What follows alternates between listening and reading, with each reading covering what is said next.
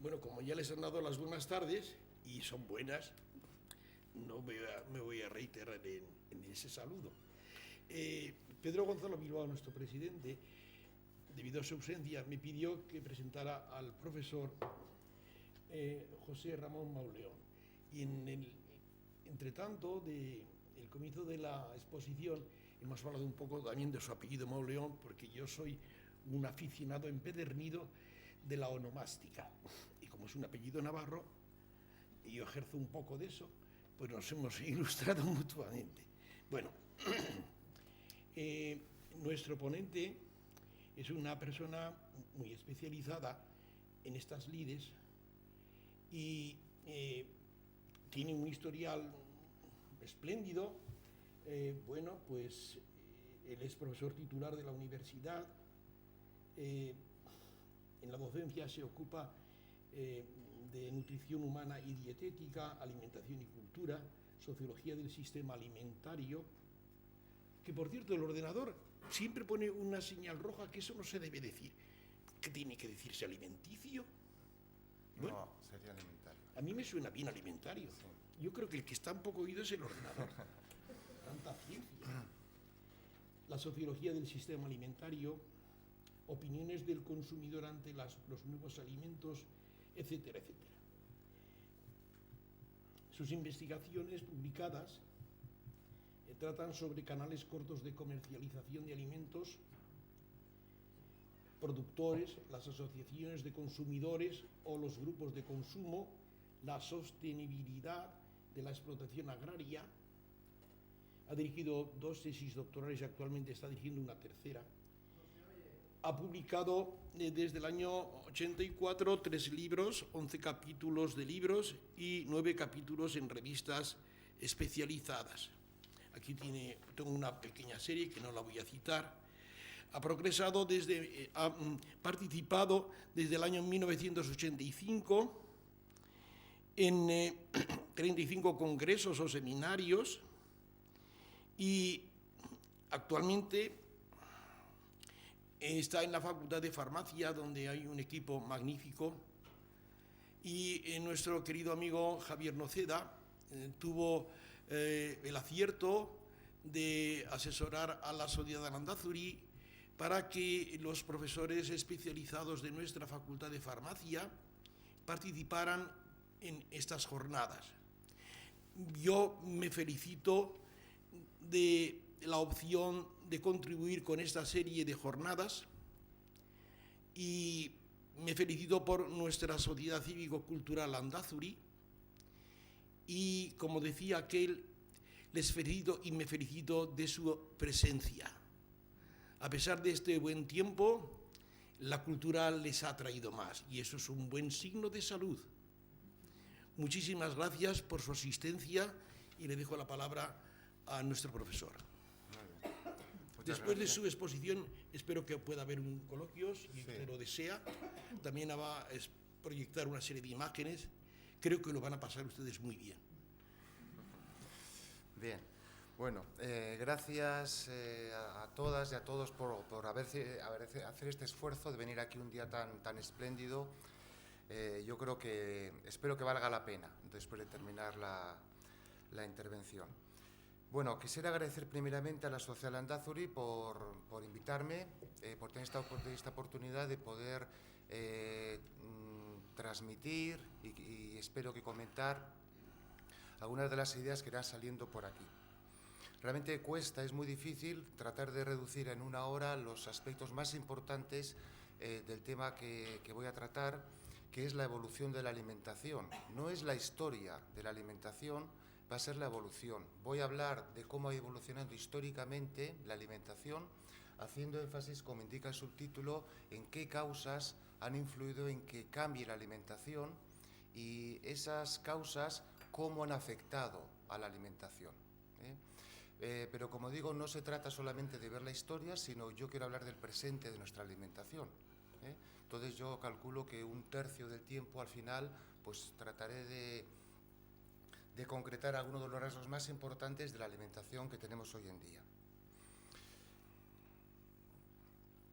Bueno, quizás para hablar de la evolución hay que empezar por una situación inicial. La situación inicial en la alimentación era que los hominoides, antes ya digamos de nuestra especie, lo que comían era lo que recolectaban.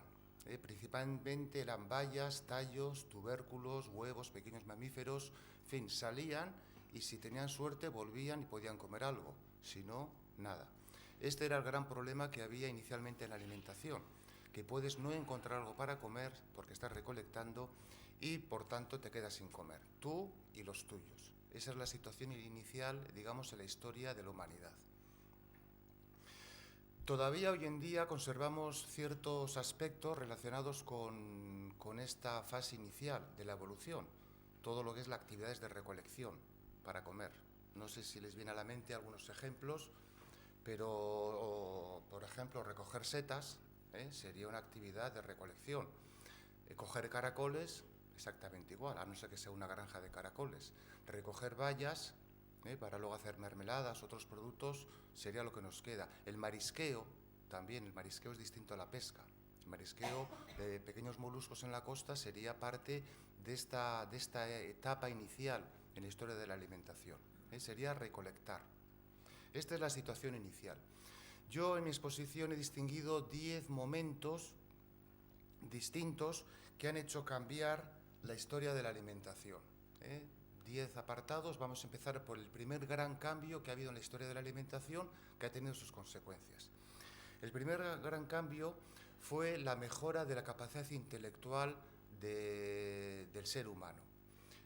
Con los homínidos, no ya los más monos que personas, se inicia ya la caza y la pesca. Y bueno, según las teorías, la carne lo que hace es aportar energía suficiente para que aumente el cerebro. Y en la medida que aumenta el cerebro, aumentan las capacidades intelectuales. Entonces, cuando se hacen estudios, pues se ve el peso, se calcula el peso que tiene el cerebro inicialmente y cómo ha ido evolucionando. Entonces se ve y está relacionado mayor capacidad cerebral con mayor capacidad intelectual. Bien, se cree que el iniciarse en el consumo de carne o que la carne esté más presente en la dieta facilitó este crecimiento cerebral. Luego fue un cambio, digamos, fisiológico el que se produce. Este cambio fisiológico lo que permitió, esta mayor capacidad intelectual, lo que permitió es que se pudieran inventar herramientas especializadas, más sofisticadas, tanto para cazar como para pescar. De forma, bueno, hoy en día, pues un mono también es capaz de coger una herramienta para conseguir un alimento. El ser humano lo que hizo fue hacer herramientas mucho más sofisticadas. Si una lanza tienes un grado de acierto muy reducido, hace falta unos metros para poder acertar y cazar, por ejemplo, el hecho de hacer un arco es otra arma de caza que ya requiere una capacidad intelectual mucho más sofisticada. Y así se van haciendo distintas herramientas que te permiten ampliar los alimentos y aumentar el consumo de carne.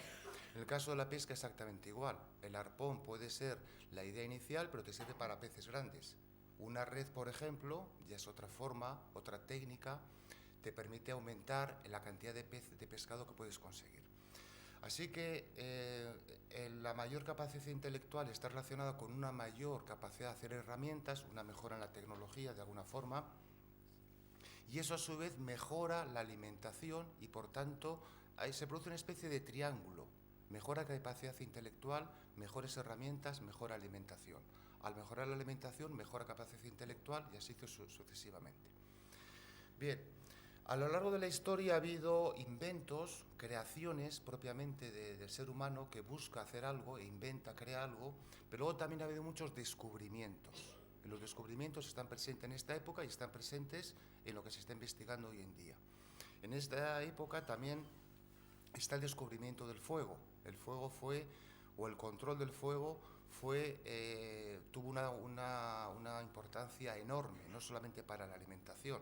Te da calor en los momentos, en las épocas de frío, alarga las horas de luz. Es un lugar en el cual la gente se reúne en torno al fuego y eso permite socializarse, mejorar las relaciones, contar historias, hacer grupo. Luego el componente social del fuego ha sido muy potente, incluso hoy en día. La gente se junta en la cocina en torno al fuego. El hogar, que es donde se hace el fuego, da nombre a toda la vivienda. es quién vive en este grupo familiar. Bien, tiene una connotación muy amplia, muy importante, pero lo que nos interesa aquí es que el fuego lo que permite es cocinar. Así que cocinar fuego es lo que para unos autores es lo que ha hecho al hombre, al ser humano, al hombre y a la mujer, lógicamente. Es lo que el hecho de poder manipular, elaborar algo natural de lo que se va a comer. Digamos que el ser humano es la única especie que transforma de alguna forma, más o menos sofisticada, desde los inicios hasta la nueva cocina que tenemos hoy en día, es lo que permite manipular el alimento que va a ser consumido, frente a otros seres vivos, otros animales, que lo que hacen es consumir directamente el alimento. Así que en ese sentido el fuego tiene una importancia especial dentro de la alimentación. Además de esto, tuvo consecuencias. Aquí podéis ver en azul, en rojo sería la causa del cambio, y aquí en azul he tratado de identificar las consecuencias que ha tenido. Bien, el otro aspecto importante es lo que hace el fuego es que la comida preparada la hace más apetitosa para poder consumir, es más sano, sobre todo con la carne y el pescado, porque destruye ciertas bacterias que pueden ser nocivas para la salud. Luego el fuego lo hace más apetitoso, lo hace más sano, lo hace más nutritivo. Este es un punto importante también, porque se dice que los tubérculos cocinados, los tubérculos eran la base de la alimentación, facilitan la asimilación del almidón y proporcionan más energía. El cerebro consume mucha energía y hacía falta una energía extra, no la básica para no morirte, para poder desarrollar el cerebro. Entonces, algunas personas también consideran que no es ya la carne, sino el hecho de cocinar tubérculos y que sea mejor asimilable y tengas más energía a partir de la comida.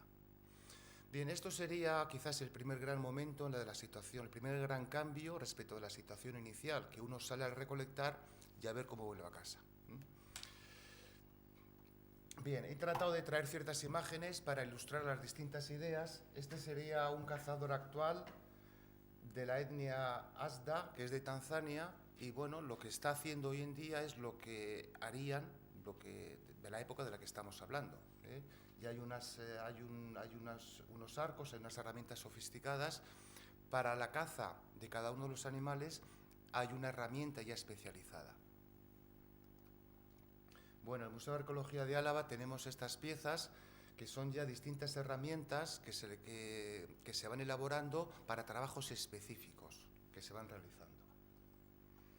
Esta sería la cabra montés, uno de los alimentos más consumidos. No es la cabra que conocemos con la cual se hace el queso, sino sería más bien la cabra montés la que sería fuente de la alimentación. Esto sería el asado, estaría sobre la parrilla como suele ser tradicional, pero se puede ver que también se puede cocinar. Hay muchas formas de hacer el asado. Digamos que esta técnica culinaria, no se puede retroceder, la técnica culinaria del asado es una, por tanto, de las más tradicionales que tenemos y que practicamos hoy en día. Bien, esto sería la cueva de Caín, que está en Guipúzcoa, tiene dibujados caballos, nos hace pensar que esta sería un alimento básico en su alimentación. También es importante destacar un aspecto, y es que en esta zona había caballos y la base de la alimentación sería la carne de estos animales. Pero en Santiamamenye, por ejemplo, los restos que hay no es de caballo, es, por ejemplo, de moruscos. ¿Por qué? Pues porque la gente se aprovisionaba de lo que había en su entorno. Ya vamos a ver que eso ha sido uno de los grandes cambios en la alimentación, cómo la gente ha dejado de depender de su entorno para alimentarse y ha diversificado enormemente su dieta, el tipo de alimento consumido. Bien, el segundo gran cambio que llega en la historia de la alimentación fue el inicio de la agricultura y de la ganadería, lo que es el cultivo. El cultivar permite empezar ya a controlar la producción de los alimentos. Lo que vamos a necesitar para comer. Yo no voy a salir a ver qué encuentro, sino que yo digo, si yo necesito tanta cantidad de alimento para tantas personas, voy a intentar producirlo, voy a iniciarse la agricultura. Ya. En este sentido, el gran cambio es que ya el ser humano empieza a querer controlar, no quiere estar dependiendo de salir y ver qué encuentra. Lógicamente esto ya requiere una capacidad intelectual elevada, hace falta conocer el ciclo productivo, control de las semillas, etcétera. La ventaja que tiene la agricultura es que si aumenta la tribu, el número de bocas a ser alimentadas, también el campo de cultivo se aumenta, de forma que puedes ir adaptando la oferta de alimentos a la demanda de alimentos que pueda haber, al menos en teoría. Bien, el inicio de la agricultura lo que hizo también supuso un cambio en la dieta, de forma que los cereales ocuparon una parte importante de la dieta de esta época, que estamos hablando del Neolítico, hace unos 10.000 años. Bien, aquí hay nuevos inventos, quizás el más importante es la hoz, uno de los inventos que se hacen ya para hacer frente al cultivo del cereal. No solamente es el inicio de la agricultura, también es el inicio de la agricultura, de la ganadería. Aquí ya, en este caso, no se sale a cazar, sino que lo que se hace es domesticar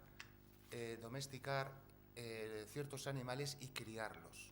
Eso sería la ganadería. Bien, la mayor producción tanto de cereales como de carne trajo inventos para conservar los excedentes que había de los alimentos. De esta época habría tres inventos, que será la desecación. Se descubre que lo que es la humedad, el agua, lo que hace pudrirse el alimento, y que secándolos consigues conservarlo mejor. El ahumado, que sería una variación del anterior, es el humo. El humo impide el desarrollo de ciertos insectos dentro del alimento. Y luego la cerámica que te permite aislarlo de la humedad y conservar el alimento que hayas tenido. Y luego también son inventos para transformar las materias primas. En este caso, lo más destacable sería el molinillo de mano, que luego vamos a ver que se trata de transformar el grano en harina. Y luego, una vez más, hay otro descubrimiento, no invento, que sería la cerveza.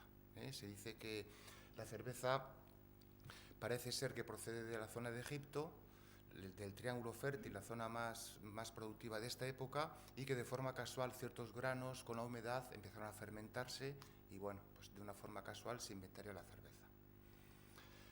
Bueno, aquí en el Museo de Arqueología de Álava también tenemos algunas imágenes que nos documentan esta época. Esta sería la hoz. Es anterior a la época de los metales. Luego la hoz era una base de madera y lo que tenía era incrustados piedra de sílex, que como saben ustedes es muy cortante. Entonces esta sería una reconstrucción de cómo serían este invento, esta tecnología para cosechar el cereal. Como saben, si se deja que el cereal madure, explota la espiga y los granos caen por el suelo y es muy laborioso. Entonces se trata de cortar el cereal antes de que madure la espiga. Bien, este invento pues ha sido, muchos de ustedes lo habrán visto, ha estado hasta hace 4 días en nuestro entorno y todavía sigue existiendo la hoz como una herramienta útil para cortar. Aquí les pongo un cuadro de Van Gogh de la siesta, donde ahí se puede ver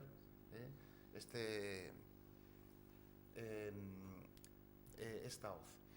Bien, este sería el ejemplo del molinillo de mano. Es sobre una piedra plana. Se tiene otra piedra que se deposita el grano sobre la piedra plana y con esa otra piedra se va machacando y se va convirtiendo en harina el cereal. Hay muchas modalidades de piedra, de bases, dependiendo de lo que se quiera hacer. Este sería un ejemplo, otras están en pendiente, de forma que la harina va cayendo, hay muchas variedades. Pero digamos que este invento fue uno de los que correspondería con esta época. Bueno, me he pasado, a ver si puedo volver al anterior.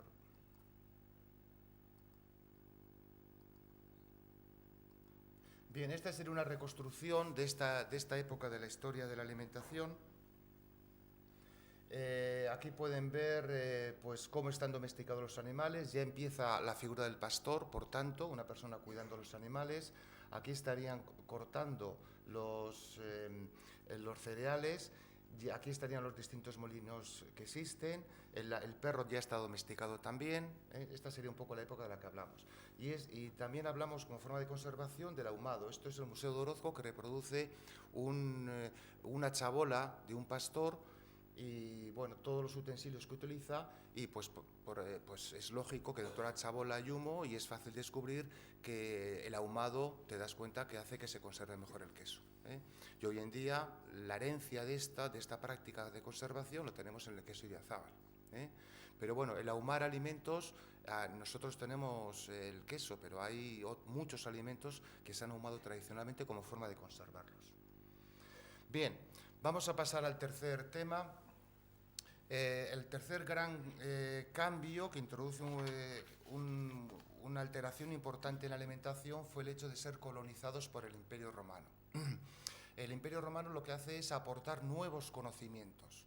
La gran contribución fue los nuevos conocimientos tan valorados hoy en día. Ellos tenían un inmenso imperio, conocían distintas culturas y tenían mucha información y mucho conocimiento muy variado. Y al final ellos, con la propia invasión, transmitían esos nuevos conocimientos y cogían lo mejor de cada país y de cada cultura, y eso lo aportaban. Yo creo que esta fue una de las más importantes contribuciones del Imperio Romano en la alimentación.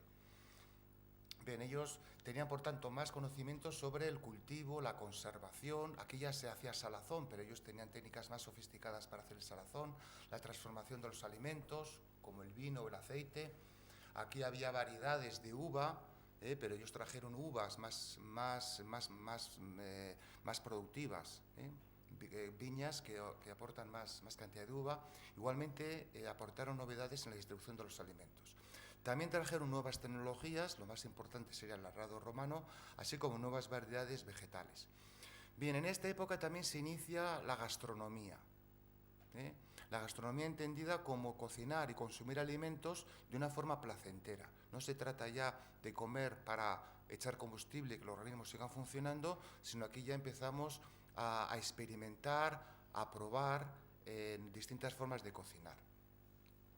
¿Por qué? Pues porque en la época del Imperio Romano ya surge una diferenciación de clases muy fuerte. La gente más que está en Roma o en otros destinos, pero tiene unos cargos importantes dentro del imperio, y se empieza a diferenciar ya lo que se llama la cocina popular de la cocina culta. La cocina popular es lo que ha comido la gente de siempre en ese sitio, y la cocina culta es otros alimentos y otras técnicas culinarias que me reafirman en mi grupo social y en mi posición. Bien, empieza algo también el tema del transporte de los alimentos a través de las calzadas romanas, pero bueno, no deja de ser, pues eso, transportar alimentos a la metrópoli. No es un comercio como vamos a ver que llega posteriormente. Este sería un ejemplo del arado romano que está en el Museo de Zerain, en Guipúzcoa. Estas serían ejemplos de cerámica, ya existían de la época anterior, pero esta sería la cerámica sigilata, que es más elaborada, la que aportan los romanos.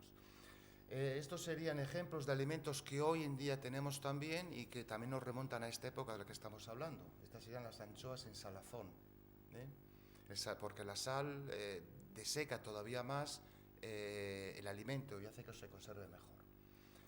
Hay empresas de salazones y ahumados, estamos repitiendo una vez más esta técnica de conservación. En la propia Plaza de Abastos de Vitoria podemos encontrar estos arenques que también pues, nos están remontando a esta época tradicional. Un alimento pues, cuyo tiene un sabor característico, la gente mayor lo aprecia y lo valora, la gente joven lo detesta. Luego también hay un gusto en torno a la alimentación muy claro. Bien. El cuarto gran cambio en la historia de la alimentación fue el asumir unas normas en general y alimentarias en particular que impone una creencia. Aquí hablamos ya de una religión que dice que hay que hacer ciertas cosas y hay que comer ciertas cosas y no otras. Ya estamos en otro momento de la historia de la humanidad. El cristianismo es una ideología que favoreció un cambio de dieta, básicamente en dos aspectos. Primero, el cristianismo es una religión que sale del Mediterráneo y lo que hace es expandir en todo su imperio la dieta mediterránea. Sobre todo esa trilogía del trigo, aceite y vino, que tiene un carácter sacramental, sagrado dentro del cristianismo. Y es la segunda gran consecuencia que tuvo esta generalización de unas normas que impone una creencia religiosa es la abstinencia de carne durante muchos días del año. Había que hacer la abstinencia de carne, el no comer carne durante multitud, dependiendo cómo sea la Semana Santa. Hoy en día solamente hay 2 días de abstinencia de carne, Viernes Santo y miércoles de ceniza. Pero antes era mucho más extendido a los viernes, que era el día, digamos, sagrado para los cristianos, porque era cuando había muerto Jesucristo. Bien, lo que se hace es, se limita el consumo de carne y se favorece el consumo de pescado, sobre todo en forma de bacalao en salazón, besugo en escabeche, son alimentos que fueron importantes. Esto es en una ermita aquí cercana a Vitoria, esta es la pila bautismal, y ahí no se aprecia muy bien en la imagen, pero sí aquí aparece el pescado como un símbolo del cristianismo. De hecho, los cristianos inicialmente era el símbolo que ellos utilizaban para identificarse. Como saben también, los 12 apóstoles eran pescadores. Luego la tradición del pescado era muy fuerte para los cristianos. Bien, aquí este sería de un pintor a la vez, Díaz de Olano. Vamos a ver varios cuadros de este autor. Esta tiene la fábrica de Salazón, que nos habla un poco de esta época y del auge que tuvieron todos los pueblos del litoral de la cornisa cantábrica. Vieron un renacer económico. ¿Por qué? Porque había una gran demanda de pescado y tanto los pescadores como la industria conservera tenía que aumentar la producción de pescado. Luego es curioso cómo este cambio ideológico religioso tuvo un efecto netamente económico también en el tejido productivo del entorno.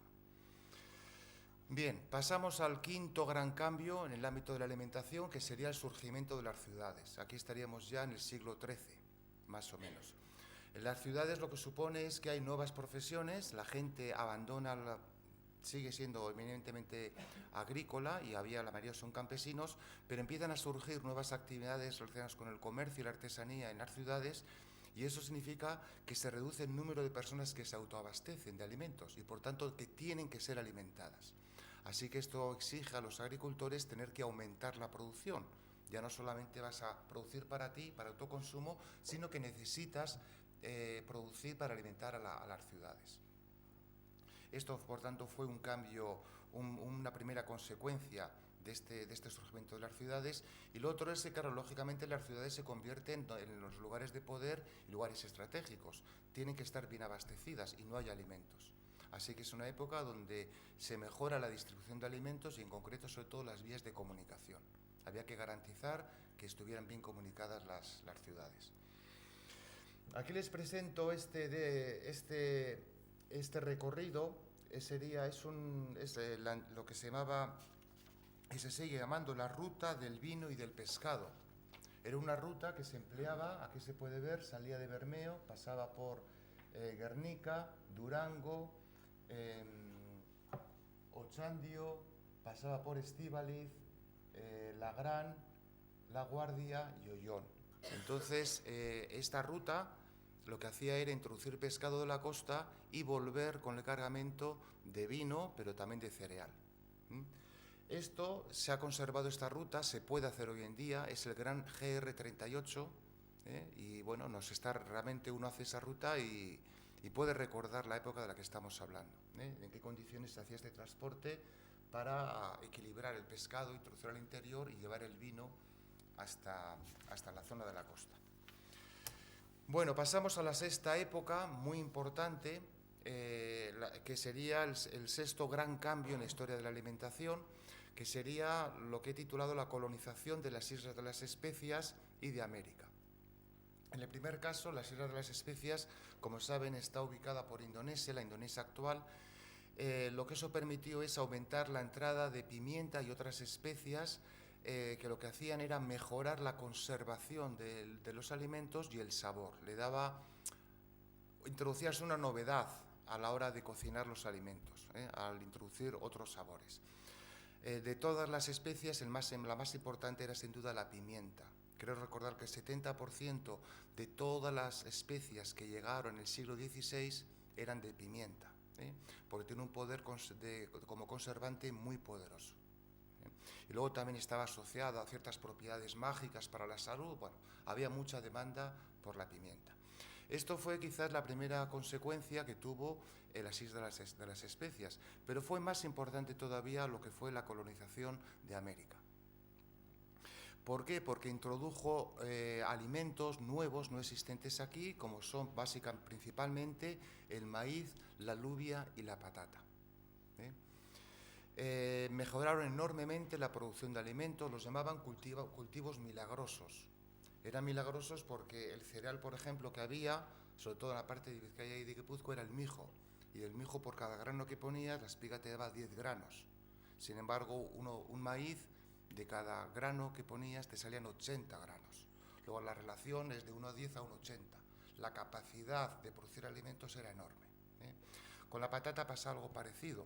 Una extensión sembrada de cereal alimentaba a menos gente que una de patatas. Con una de patatas puedes alimentar al doble o al triple de personas.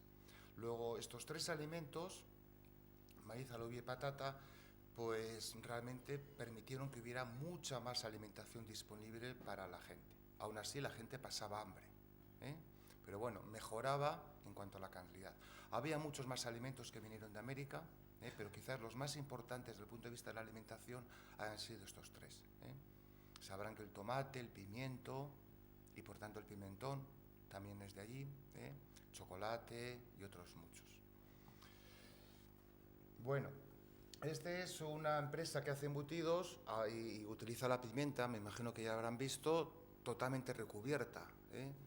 Hoy en día ya apenas se utiliza así, tiene un sabor muy intenso, pero la pimienta molida se introduce en el embutido y tiene propiedades conservantes. Pero vamos, llama la atención que todavía hoy en día haya embutidos totalmente recubiertos de pimienta. Bien, decíamos que el maíz fue uno de los alimentos más importantes. Esto sería en Guatemala. Aquí se puede ver un molino de mano, distinto al que hemos visto aquí, pero con la misma función, de transformar el grano del maíz en harina.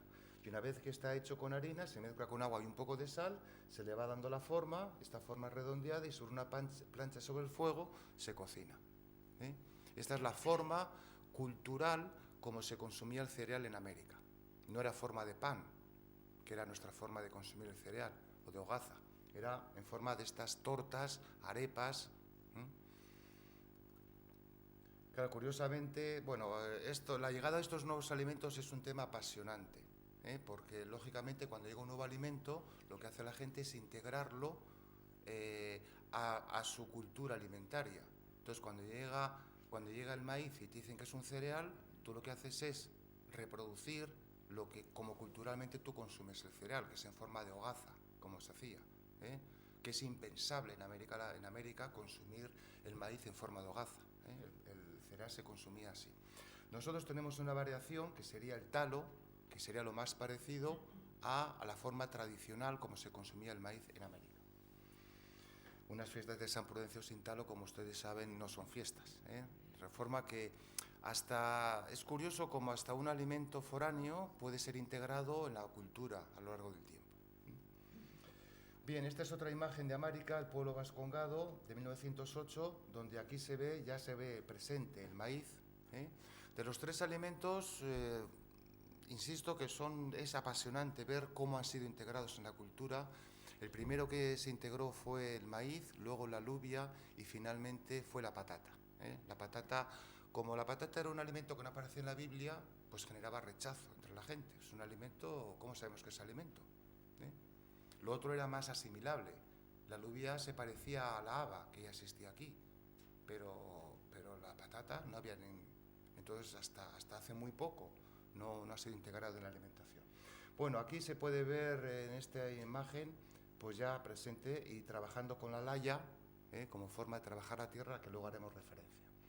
Y este es otro cuadro famoso de Van Gogh, Comedores de Patatas, que nos está diciendo que pues Europa se alimentó y sobrevivió un poco mejor, no solamente Irlanda, sino toda Europa, a base de la patata. Realmente fue un cultivo que mejoró enormemente el propio desarrollo mantenimiento de las personas y el propio desarrollo de los países europeos. Bien, es curioso también cómo una parte de nuestra gastronomía, como pueden ser las alubias, este plato que tenemos aquí, pues tiene su origen, ¿no? La alubia tendría su origen en América, el tomate tiene su origen en América y el propio pimentón como conservante también tendría su origen en América, ¿eh? Y sin embargo han sido integrados culturalmente como alimentos ya del país. Bien, pasamos al siguiente causa del cambio en la alimentación. Este es tremendamente importante, que es la aplicación del conocimiento científico a la alimentación. Estamos hablando ya de la ilustración, ¿eh? Si un campo de cultivo da poco, ya no es porque Dios está enfadado con los humanos, sino porque hay una razón que hay que conocerla y tratar de corregirla. Entonces es aplicar este conocimiento científico a todo el ámbito de la alimentación. Bien, esto permitió mejorar las tecnologías existentes en la producción agraria. Aquí entraría toda la maquinaria agrícola. Aquí estaremos hablando de 1800 a 1850. La conservación de los alimentos. Aquí es fundamental la esterilización. Supuso un cambio, una innovación enorme. El hecho de esterilizar y hacer el alimento apto, inocuo y que lo puedas conservar. Y asociado a la esterilización, el enlatado, de forma que tú lo esterilizas, lo enlatas y ahí lo tienes durante muchísimo tiempo. Hoy en día todavía seguimos abriendo latas, y está en este momento histórico. Fue realmente importantísimo este cambio tecnológico, este avance. Esto lo que supuso al final es aumentar la oferta de alimentos, porque claro, una máquina puede cosechar una cantidad mucho más amplia, como luego vamos a ver algunas imágenes, que unas personas con unas herramientas más básicas. Y por supuesto la calidad de los alimentos mejoró enormemente. Este mismo conocimiento permitió más tarde, ya estaríamos de 1850 a 1900, aplicar la máquina de vapor al transporte, con lo que aumentó enormemente la diversidad de alimentos disponibles en una sociedad. Acordaros de esa imagen que había al principio, en Ecaín comían caballos y en Santimamiñe moluscos. Bien, ahora ya no.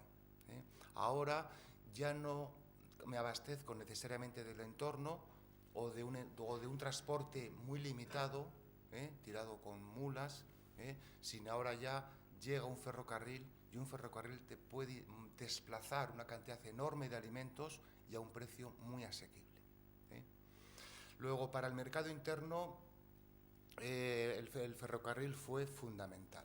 Creo recordar que la línea Madrid-Irún, aquí en Vitoria, pasaba por 1865, más o menos por ahí. Es un poco la época de la que estamos. Bien, entonces el tren fue fundamental para aumentar el mercado interno. Ya eran cientos de kilómetros lo que se podía transportar el alimento en un volumen enorme y con un precio mucho más asequible. Pero para el comercio transcontinental fue la aplicación del vapor, de la máquina de vapor al barco, con lo cual tú ya no necesitabas, primero te desplazabas mucho más rápido y segundo no tenías que esperar a que hubiese los vientos favorables en cierta época del año, sino que tú ya controlabas el tiempo y podías desplazar también mucho mayor cantidad de alimentos. Precisamente este transporte por barco transoceánico, yo creo que es el inicio ya de la globalización actual en la que estamos. Y hay una fecha que para mí es muy importante, es 1880, en que llega un barco de carne congelada procedente de Australia al Reino Unido. Entonces yo creo que eso ya fue un cambio ya de un transporte internacional de alimentos de una forma no vista hasta ese momento. Bien, a su vez, esto tiene otro efecto triangular, porque a su vez la posibilidad de ampliar el mercado interno favoreció que la industria alimentaria se animase a producir.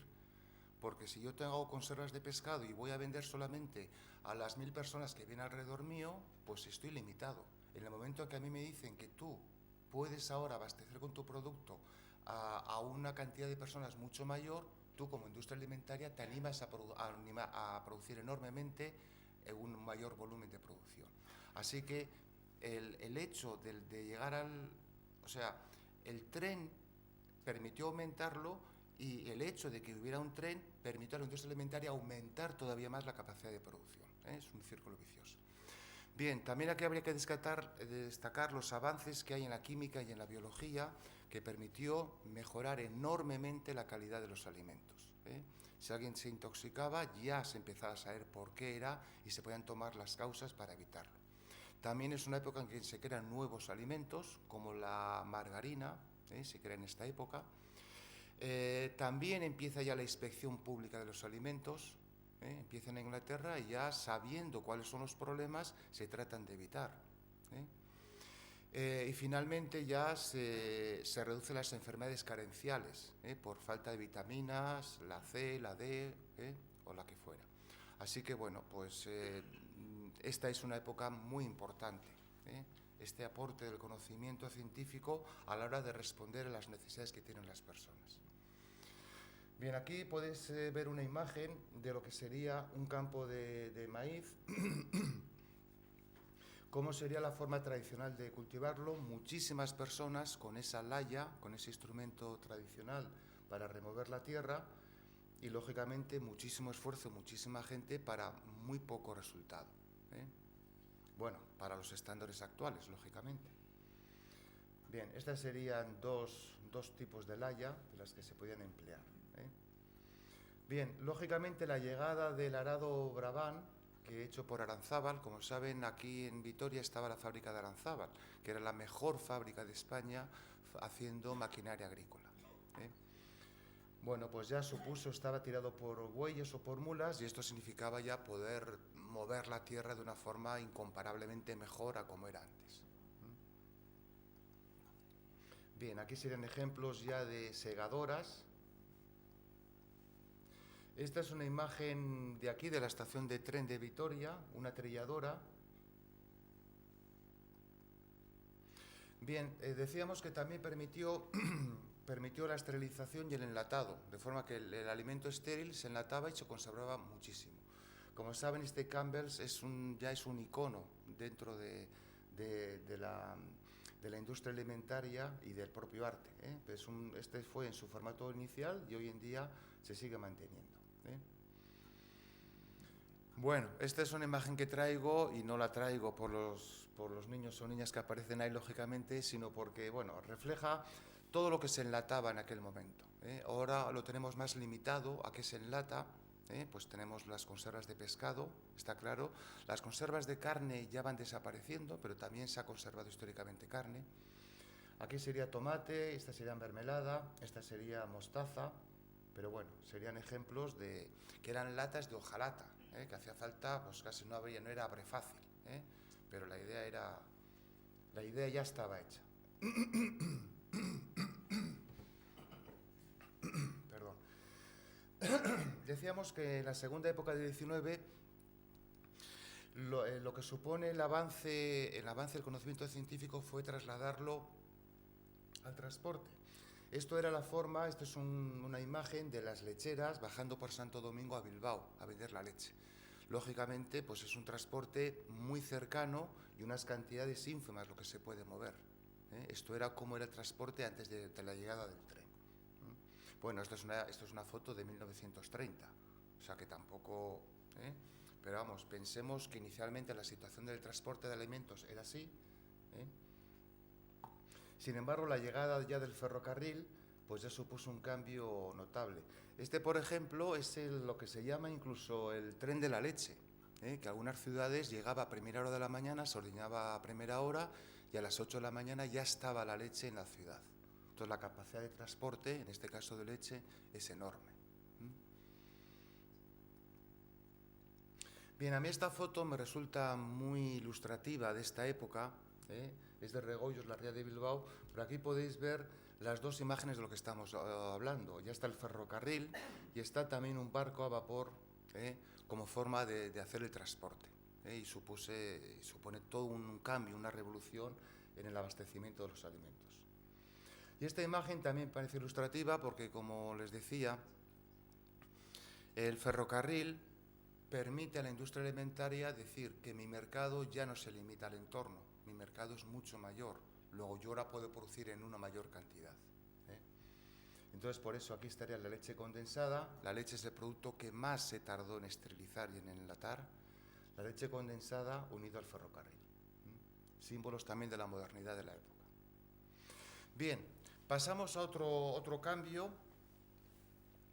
que serían el octavo grupo, el octavo cambio dentro de esta historia de la alimentación, que sería grupos sociales que van surgiendo y que se diferencian ante la alimentación. Ya hemos hablado antes de que ya en Roma había esa cocina culta y cocina más popular, pero la industrialización lo que hace es generar que hay grupos sociales, está un proletariado, está una burguesía ascendente y que necesitan manifestarse culturalmente, socialmente, mostrar su identidad y quiénes son a través de la alimentación, más que en otros momentos de la historia. Aquí, aparte de esta consecuencia general, hay nuevas identidades y nuevas formas de expresarlo, también aquí surgen nuevos lugares de consumo extradoméstico, no ya lo que uno consume en el hogar, sino ya lo que uno consume fuera del hogar. Se diferencian las tabernas, las sidrerías más típicas de Guipúzcoa, los chacolís más propios de Vizcaya y los restaurantes. Los restaurantes es cuando surgen en esta época, asociados a este grupo ascendente que es la burguesía. Y acude a estos restaurantes, como saben, de una clara influencia francesa, para consumir nuevos ingredientes y elaborados con nuevas técnicas culinarias. Uno necesita, acudiendo a estos restaurantes, sorprenderse con lo que va a comer. Algo parecido a lo que tenemos en nuestro contexto. Bien, y un aspecto que también creo que es importante es que estos ingredientes, estas técnicas culinarias, se conservan casi en secreto por parte de cocineras. No había cocineros como hoy en día. Aquí los protagonistas eran las mujeres, las que cocinaban en estos sitios. Se conserva con bastante secreto todas estas técnicas, hasta que un poco más adelante se empiezan a hacer libros de cocina donde se explican estas recetas, y esta comida novedosa de la burguesía pues trata de ser imitada por el resto de la gente. O sea, hay un proceso de imitación que ha habido en otros momentos de la historia de la alimentación, pero aquí es claro porque ya está la escritura como forma de transmitir los conocimientos. De forma que todo el mundo quiere emular a esa clase privilegiada de éxito y comer y cocinar lo que comen y cocinan ellos. Este sería la obra de la taberna de Arrube. Sería un espacio donde va un grupo social a consumir ciertos alimentos. El otro lugar que surge en esta época, el otro lugar de encuentro y de consumo, sería el restaurante. Esta es la obra también de Díaz de Olano, que se titula así El restaurante, de 1897 precisamente, que está recogiendo muy fielmente esta idea que estamos comentando. Dentro del restaurante podemos ver un grupo social exitoso, fuera del restaurante otro grupo social menos favorecido. Aquí dentro vemos lo accesorio, aquí no es una comida justa, sino que hay una ostentación. En la ropa se puede hasta alimentar a un perro, en fin, hay flores, hay sombreros, hay elementos, y lógicamente la comida también. No es la comida básica, sino que uno come de forma distinta. Bien, decíamos que además de tabernas y restaurantes había también chacolís. Y lógicamente en este momento de cambio ideológico y de grupos y nuevas identidades surge el nacionalismo vasco. Y el nacionalismo vasco, ¿dónde se va a crear? ¿En qué espacio extradoméstico se va a crear? ¿En una taberna, en un restaurante, en un chacolí, en una sidrería? Pues es en el caserío Larrazábal, que era un chacolí, donde se inician estas nuevas ideas, esta nueva ideología, esta nueva identidad. Bien, sin ser un alimento básico, los cafés también son lugares de encuentro, donde se discuten las ideas liberales, ideas modernas. Este sería Café Moderno de Vitoria, esta es en la calle Dato, y al final aquí estaría este restaurante que tiene una vaca. Pues el Café Moderno, el Círculo, que está al lado también, pues son lugares de encuentro de personas, de grupos sociales con nuevas identidades. Bien, aquí el chocolate, que en su forma inicial no era sólido, era como bebida, como se consumía el chocolate, pues también está asociado a una nueva clase social, a un simbolismo muy claro. Bueno. Pasamos ya a la novena etapa, el noveno cambio importante, que es la mejora colectiva del nivel de vida que llega a nuestra sociedad. Bien, el crecimiento, aquí estaríamos ya, después ya incluso de la posguerra, ya estaríamos en 1960, 1970. Hay un crecimiento importante de la economía, hay una mejora de los ingresos que afectan a mucha gente de la población, va surgiendo ya las clases medias, hay mucha gente que ya no es una pequeña clase privilegiada y una mayoría, ahora ya una clase media va aumentando, y esto permite que ya la mayoría o gran parte de la población pueda acceder a las mejoras conseguidas históricamente en la alimentación.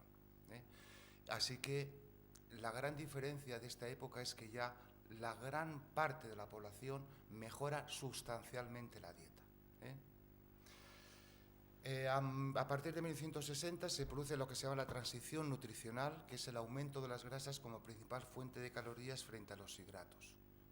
El pan, las patatas dejan de sustentar ya las calorías, lo que nos da energía para movernos, ya la grasa, la carne, ya empieza a estar más presente en la alimentación.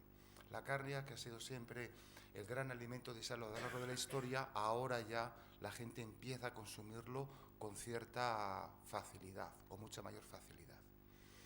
Bien, así que en esta época, estamos hablando hace 1960-70, estamos hablando de hace 40 años, ya hemos conseguido en esta historia de la alimentación, hemos conseguido lo que hemos estado anhelando toda la humanidad durante toda la historia. Ya tenemos alimentos en cantidad suficiente, con calidad que no te vas a envenenar, como ha ocurrido hasta hace 4 días. Son alimentos seguros, a un precio asequible, y encima la logística te permite que tengas ya los alimentos aquí.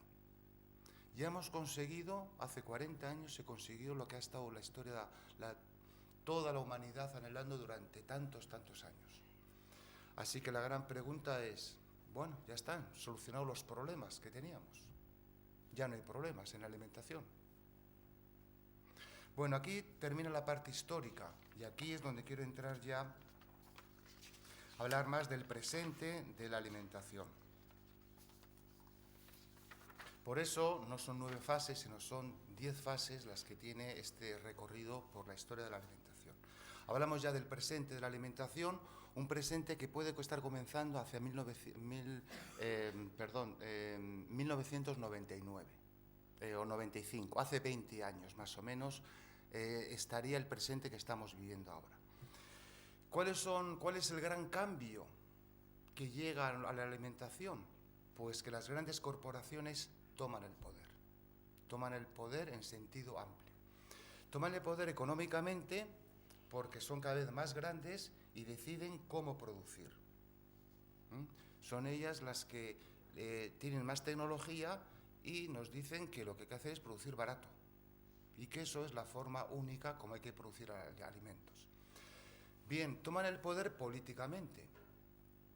¿Por qué? Porque consiguen imponer las leyes que a ellas les interesa para manejar sus negocios, en todos los ámbitos.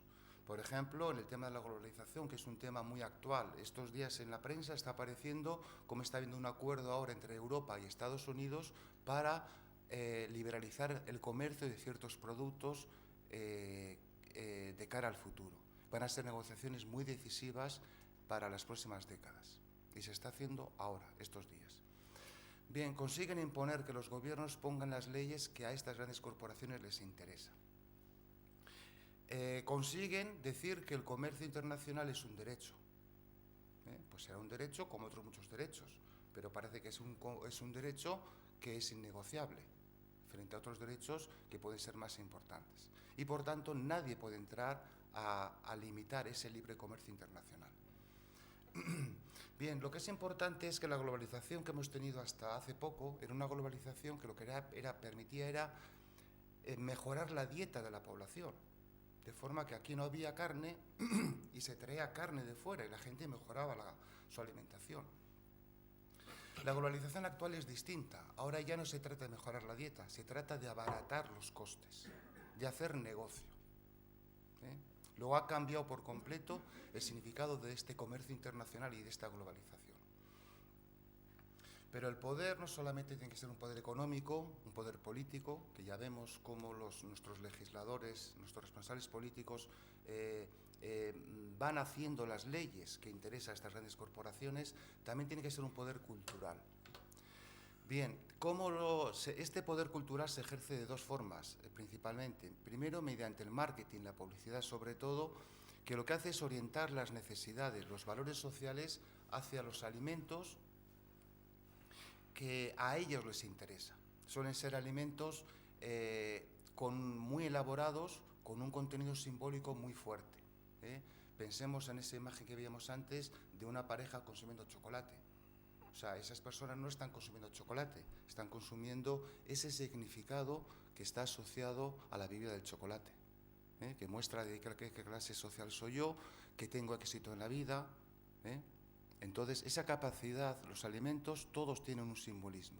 Bien, pues culturalmente estas grandes industrias consiguen asociar los alimentos más procesados a ese simbolismo, a esos deseos que puede tener la gente.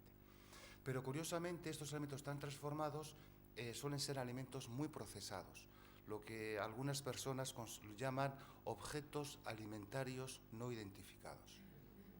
En otras palabras, son alimentos que se pueden comer, pero uno no sabe muy bien cómo está hecho. Había hace poco uno ha sacado un libro que es el detective en el supermercado y decía: ustedes cuando vayan a comer, la regla número 1 es no coma usted nada que su abuela no sabe qué es. Yo creo que es un buen principio porque te está dando idea de los dos ingredientes que están entrando ahora en los nuevos alimentos. Bien, el problema es que estos alimentos son muy procesados y son hipercalóricos. Aportan, porque tienen mucho azúcar o tienen mucha grasa, aportan mucha caloría, demasiada caloría. Y luego tiene otro efecto que es lo que hace es debilitar la diversidad gastronómica. En cada cultura se comían unas cosas que se cocinaban de una forma determinada y se consumían con un significado distinto. Ahora cada vez más todo el mundo va a comprar al mismo sitio para comprar los mismos alimentos y consumirlos de igual forma. Está habiendo una pérdida de diversidad gastronómica y cultural. Y la diversidad es buena, no solamente la biodiversidad, también la diversidad cultural es buena. Y está habiendo una homogeneización, una pérdida cultural evidente. Bien, la otra forma como influyen culturalmente estas grandes corporaciones es ofreciendo un discurso triunfalista del modelo alimentario existente. Por ejemplo, con expresiones como nunca se ha comido tan bien como ahora. Bueno, eso es una verdad a medias, porque nunca ha habido alimentos tan buenos como ahora. Pero eso de que no se ha comido tan bien como ahora, el problema es que no se está comiendo todo lo bien que deberíamos comer hoy en día. Ese es el auténtico problema. Bien, y luego hay un discurso triunfalista de este modelo alimentario que es una maravilla, que nos da alimentos de todo el mundo, muy baratos, todo está muy bien y muy seguros, y sin embargo nos está ocultando muchos de los problemas que está generando este modelo, esta forma de abastecernos de alimentos. Primero, problemas ambientales como la contaminación o el gasto de energía, tanto para producir como transportar. Últimamente se habla mucho de alimentos kilométricos, para medir precisamente la huella ecológica que tienen los alimentos. Unos ingleses empezaron a analizar, vamos a analizar la comida típica de Navidad. Entonces empiezan a analizar todos los alimentos que forman parte del plato de Navidad y se dan cuenta que cada uno viene de una parte del mundo. Y al final son miles de kilómetros lo que están recorriendo los alimentos que están en nuestro plato. Y eso tiene una huella ecológica, un impacto ambiental muy fuerte. Tiene impactos sociales. Detrás de los alimentos tan baratos suele haber incumplimiento de derechos laborales. Eso está claro. Nosotros como consumidores muchas veces solo nos preocupamos de que el alimento, ¿cuál es el más barato? Por ese voy. Yo creo que como consumidores deberíamos preguntarnos ¿por qué es tan barato? ¿Esta marca es muy listo, está haciendo las cosas? Generalmente esa no es la respuesta. No es que unos sean más listos que otros. Hay algo y suele haber un impacto ambiental o social para que ese alimento sea tan barato. Casi siempre. Si uno va repasando y se va haciendo preguntas por qué esto es tan barato, al final siempre encuentra eso. Hay un vídeo que se puede ver en YouTube que es